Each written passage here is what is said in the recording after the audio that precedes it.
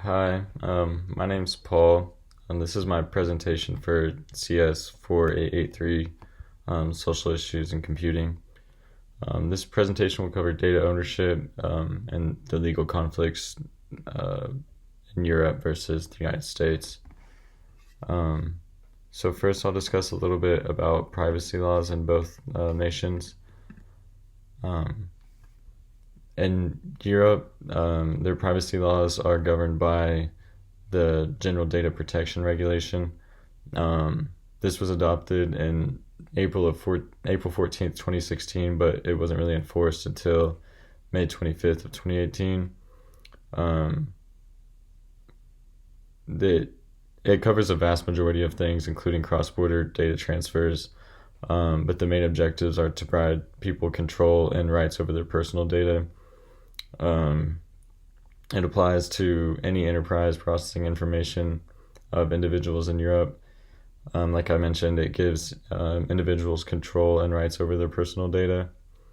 And addresses transfer of personal data outside of Europe, and provides individuals with rights to the processing and collection of their personal data.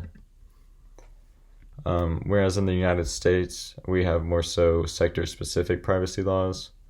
So federal and state privacy laws in the United States limit the use of sharing of personal information. Um, these can apply to businesses, including internet activity, healthcare, banking, education sectors. Some of the most notable ones are the Health Insurance Portability and Accountability Act, which is HIPAA, Family Educational Rights and Privacy Act, FERPA, which is big in universities and schools. And then a couple other smaller ones are Children's Online Privacy Protection Act, COPA, and Telephone Consumer Protection Act, TCPA, and then the Electronic Communications Privacy Act, shortened with ECPA. So businesses have to get consent and safeguard confidential data, permit access to data, and occasionally they can obtain warrants. So next I'll discuss intellectual property rights. First in Europe. So in Europe, they have database rights, which protects original databases created by individuals. This was adopted in 1996, and defines a database as a collection of independent materials arranged systematically and individually accessed by electronic means. So the original creators of databases are given exclusive rights to authorize and prohibit the extraction or reuse of all or most of these database contents. And some of the standards for these database rights are, it protects the creators of the original database. It can protect a database for 15 years from when the database was created. It can be extended if substantial changes are made to the database, as well as it can overlap with copyright laws. And yeah, it was adopted in 1996. Whereas in the United States, unlike Europe, we rely solely on intellectual property right or laws to protect different kinds of original work. So these laws provide exclusive rights to owners and creators of intellectual property, which allows them to prevent others from using or selling or distributing their creations without permission. So the purpose of this is to encourage innovation and creativity by protecting the rights of the creator, while also promoting competition and ensuring that the public benefits from new ideas and inventions. So some of these intellectual property laws include patent law, copyright law, trademark law, trade secret law, and industrial design law. So the next topic that I'll be discussing is access to data. Like I previously mentioned, the GDPR covers a wide range of data privacy in Europe. So with that, we have access to data. So all information relating to a recognized natural person, such as a name, ID number, location information, an online identifier, anything relative to that is referred to as personal data. And individuals in Europe have the right to view and understand how their data is being processed, and they can as well seek the amendment, deletion, or transfer of their personal data to another entity. So just kind of a couple things that you get under the GDPR regarding access to data would be, like I mentioned, right to access, right to erasure, right to data portability, right to object, and right to restriction of processing. Whereas in the United States, again, we have sector-specific laws regarding access to data. So it's put together by a patchwork of federal and state laws, which the scope and applicability varies typically. But it gives people the right to view and access their personal information on them that's stored in public or private entities. People now have similar access rights to their personal data kept by state, local, and private organizations, but it's more of a state-level data privacy regulation that different states have passed, whereas others have not. So a couple of these would be like the Privacy Act, and then like the more sector specifics, for example, Virginia Consumer Data Protection, the New York Privacy Act, and California Consumer Privacy Act. The next topic I'll be discussing is cross-border data transfer. So like I already mentioned, the GDPR is under this. So there are restrictions on the transfer of data the transfer of personal data outside of Europe. So under the GDPR, no personal data may be transferred to a third country unless that country sustains an adequate level of data protection.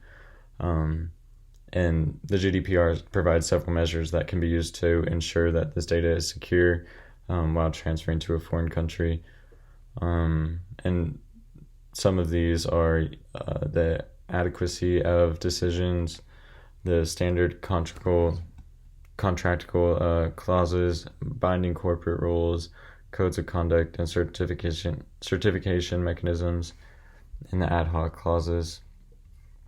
Whereas in the United States, again, we have sector-specific cross-border data transfer laws.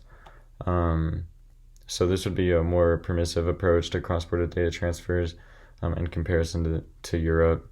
The United States doesn't have a comprehensive federal data protection law that restricts cross-border data transfers, but like I mentioned, they have sector-specific laws that place restrictions on transfers. So some of these some of the sector-specific laws could be the California Consumer Privacy Act, the Colorado Privacy Act, Washington Privacy Act, and a couple others. And there's more that aren't listed here, but just to get a general idea, the United States typically does things in a more sector-specific way, where everything in Europe is mostly governed by the GDPR. So the last topic I'll be discussing before we get into the visual aids is government's rights access to data. So in Europe, the GDPR places restrictions on the government's access to personal data. This requires a lawful basis for such accesses, providing for judicial oversight or other safeguards to protect individual rights. While the GDPR provides a baseline level of protection for personal data, the European countries can also implement their own national laws that provide additional protections and restrictions. So similar to, I guess, what the United States does with sector-specific laws, different countries in Europe can use different laws to govern government's access to data. So a couple examples of these are the German Constitution, and the French Intelligence Act, the Italian Data Protection Code, Spanish Organic Law on Data Protection, and the UK Data Protection Act of 2018. Whereas in the United States, mostly everything is governed by the Fourth Amendment, and this limits the government's ability to access citizens' personal information. It kind of acts as a shield from unreasonable searches and seizures. However, in some conditions, the government can get personal information using legal procedures, for example, subpoenas, warrants, or court orders. The the U.S. government has access to citizens' personal information for a couple reasons, including national security, law enforcement investigations, public health emergencies, immigration enforcement, and tax collection purposes. So next I have a couple of visual aids to kind of explain the differences between the United States data privacy laws and Europe's. So over here we have a graph that depicts the cybersecurity incidents in the United States versus Europe. So Europe had about 559 cybersecurity incidents, and the United States had about 1,862 incidents in 2021. But this also could be some other factors involved. For example, the population is a good factor to think about because Europe has a much larger population compared to the United States. So they have, a higher number of internet users, obviously, and businesses that are prone to cyber attacks. But, looking at the graph, even so, having a more population, they have less cybersecurity incidents. So they may be doing something better than the United States. Sector-specific laws may not be the answer. We may need a kind of a federal regulation to govern data privacy. But another one to kind of keep in mind is while both countries have security measures in place, Europe has implemented more comprehensive measures to protect user privacy and personal data. So like I mentioned, the GDPR versus sector laws, it may be a bit more effective having a federal regulation rather than sector-specific laws. And this next visual aid will kind of compare and contrast the different topics I discussed today. And we can kind of visually see that the GDPR does protect mostly everything, with in addition to database rights in Europe, whereas the United States has almost, very differing, acts or sector-specific laws given the topic. So we can just look at a couple of the first ones. So privacy laws, we have sector-specific laws and the Privacy Act in the United States. In Europe, it's governed by the GDPR. Intellectual property rights is governed by patent law, copyright law, trademark law, whereas in Europe, it's just database rights. And for the rest of these topics, access to data, cross-border data transfers, government access to data, the GDPR governs all of this in Europe, whereas in the United States, we have, again, sector-specific laws with access to data and cross-border data transfers.